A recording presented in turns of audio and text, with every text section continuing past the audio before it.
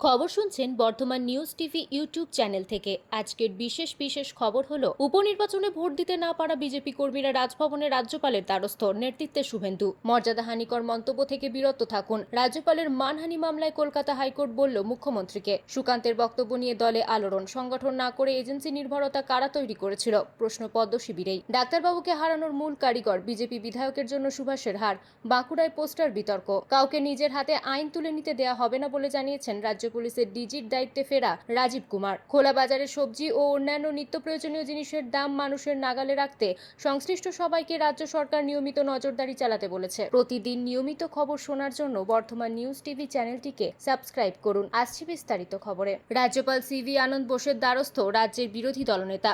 উপনির্বাচনে 4 বিধানসভা এলাকায় বিজেপি কর্মী সমর্থকরা অনেকেই ভোট দিতে পারেননি, তাদের ভয় দেখানো হচ্ছে। এই অভিযোগে ফের শুভেন্দু অধিকারী রাজভবনের দ্বারস্থ হয়েছেন। দুপুরের পর থেকেই রাজভবনের বাইরে রীতিমতো সাজো সাজো রব। পুলিশ কর্মীদের সংখ্যা ভিতরে এবং বাইরে বাড়ানো হয়। সাধারণ মানুষজন রাজভবনের বাইরে ভিড় করতে থাকেন।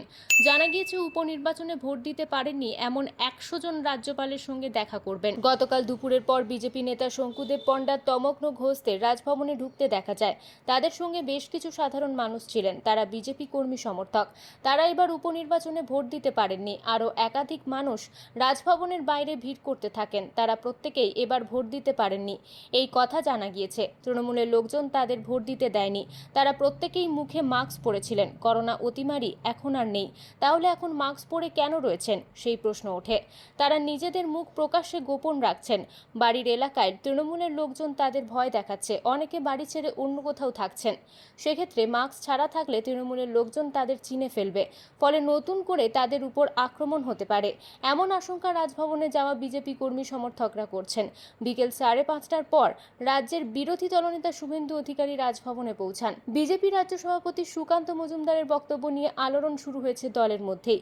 ভোটের ধাক্কা খাওয়ার পর সুকান্ত যখন এজেন্সি নির্ভরতা ছেড়ে সংগঠন পোক্ত করার কথা বলেছেন, তখন দলেরই জেলা স্তরের নেতাদের অনেকে প্রশ্ন তুলছেন, সংগঠনের ভাবনা ছেড়ে সিবিআই ইডির জুজু দেখানোর কৌশল তো রাজ্য স্তরে 2-1 জন নেতাই নিয়েছিলেন, তাহলে তার দায় নিচুতলার কর্মীদের ওপর চাপিয়ে লাভ কি?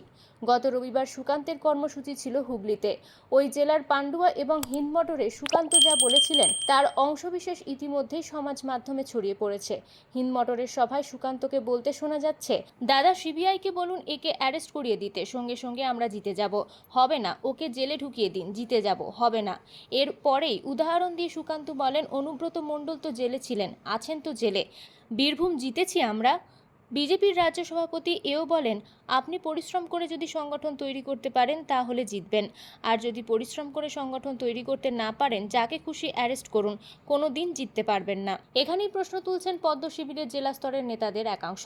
শহর হাওড়ার এক বিজেপি নেতার কথায় বিজেপির কর্মীদের মধ্যে ইডি সিবিআই নির্ভরতা তৈরি করে দিয়েছেন রাজ্য স্তরের গুটি কয়েক নেতা।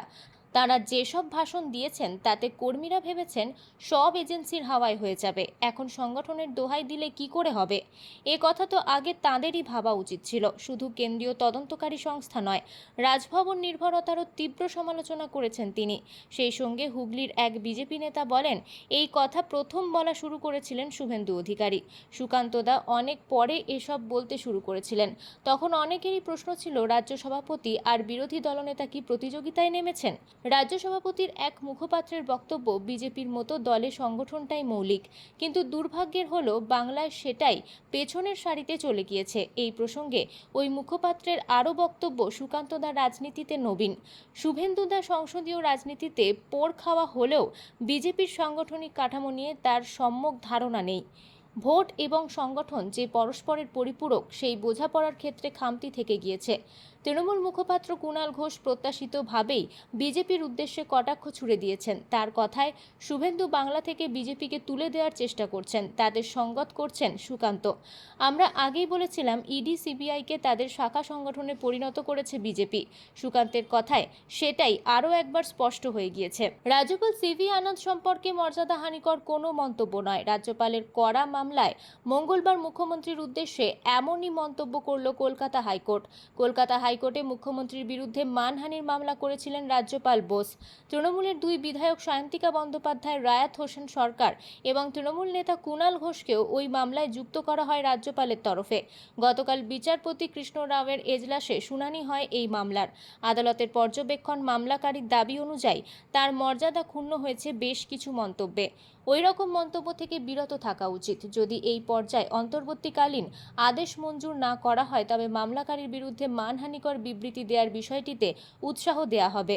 বিচারপতি রাও এর আগে নির্দেশ দিয়েছিলেন রাজ্যপাল বোস সম্পর্কে মুখ্যমন্ত্রী মমতার বক্তব্য যেসব সংবাদ মাধ্যমে প্রকাশিত হয়েছে সেগুলিকেও এই মামলায় যুক্ত করতে হবে।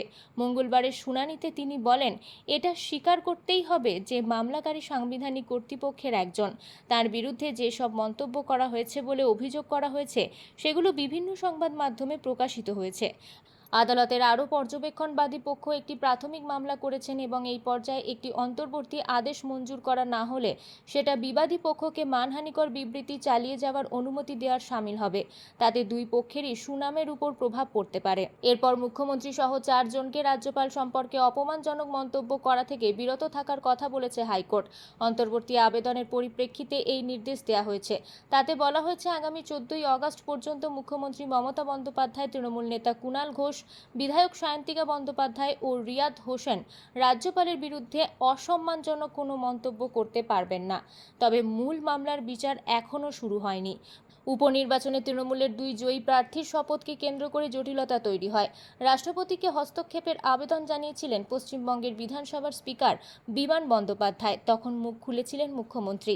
তাতেই অপমানিত হন রাজ্যপাল। তিনি বলেছিলেন, কেউ যদি আমার সম্মান নষ্ট করার চেষ্টা করেন তবে তিনি যেই হন তাকে ভুগতেই হবে। তিনি বলেন, মুখ্যমন্ত্রী আমার সাংবিধানিক সহকর্মী, আমি সেই হিসেবেই তাকে মর্যাদা দিয়েছি, কিন্তু আমার বিরুদ্ধে যে অভিযোগ তোলা হয়েছে তা নিয়ে মানহানির মামলা দায়ের করা হয়েছে। বাকিটা আদালত বিচার করবে। লোকসভা ভোটের ফল ঘোষণা হয়েছে প্রায় 1 মাস, কিন্তু বাঁকুড়া লোকসভা কেন্দ্রে বিজেপি প্রার্থী সুভাষ সরকারের পরাজয় নিয়ে তরজা অব্যাহত।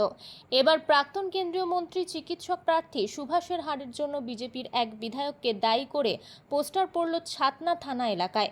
পোস্টার বিতর্কে তৃণমূলের দিকে আঙুল তুলেছে বিজেপি। অন্যদিকে শাসক দলের দাবি পদ্ম শিবিরের গোষ্ঠী কোন্দলের প্রতিফলন পড়ছে, এতে তাদের কোনো হাত নেই। গতকাল ছাতনা থানার ঝাটিপাহাড়ি বাজার এলাকায় সাদা কাগজে ছাপানো কিছু পোস্টার দেখা গিয়েছে বিভিন্ন দেয়ালে। তাতে লেখা, ডাক্তারবাবুকে হারানোর মূল কারিগর সত্যনারায়ণ দুরহাটো। ছাতনা ও শালতোরায় বিজেপি বিধায়ককে শেষ করার মূল কারিগর সত্যনারায়ণ দুরহাটো। পোস্টারগুলি কে বা কারা ছড়িয়েছেন তা জানা যায়নি। তবে এই ঘটনায় একে অপরকে দোষারোপ করেছে বিজেপি এবং তৃণমূল। তৃণমূল এই পোস্টার বিতর্ক নিয়ে পাল্টা বিজেপিকে কটাক্ষ করেছে। তৃণমূলের বাঁকুড়া সাংগঠনিক জেলা সভাপতি তথা বাঁকুড়া লোকসভার নবনির্বাচিত সাংসদ অরূপ বলেন, বিজেপির কে কী করেছে তার জন্য তৃণমূল কেন পোস্টার দিতে যাবে? এই ঘটনার সঙ্গে তৃণমূলের কোনো যোগ নেই। সাংসদের সংযোজন সত্যনারায়ণ মুখোপাধ্যায়কে বলবো, আপনি ওই দলে থেকে দলের জন্য কাজ করেও সম্মান পাচ্ছেন না, তাই আমাদের দলে চলে আসুন, আমরা আপনাকে স্বাগত জানাবো। সত্যনারায়ণ নিজে অবশ্য পোস্টার এবং তৃণমূল সাংসদের আহ্বানকে গুরুত্ব দিতে নারাজ। তার দাবি, কে কখন রাতের অন্ধকারে চোরের মতো পোস্টার দিয়ে যাবে তা নিয়ে আমার কোনো মাথা ব্যথা নেই। এসব দেখতে বা তা নিয়ে চর্চা করতে গেলে কাজ করব কখন? কেউ নিজের হাতে আইন তুলে নিতে চাইলে তার বিরুদ্ধে কঠোর পদক্ষেপ করা দরকার। সেক্ষেত্রে রাজনীতির কোনো রং দেখে হবে না। রাজ্য পুলিশের মহানির্দেশক পদে ফেরার পর রাজীব কুমার আজ নবান্নে এই বার্তা দিয়েছেন।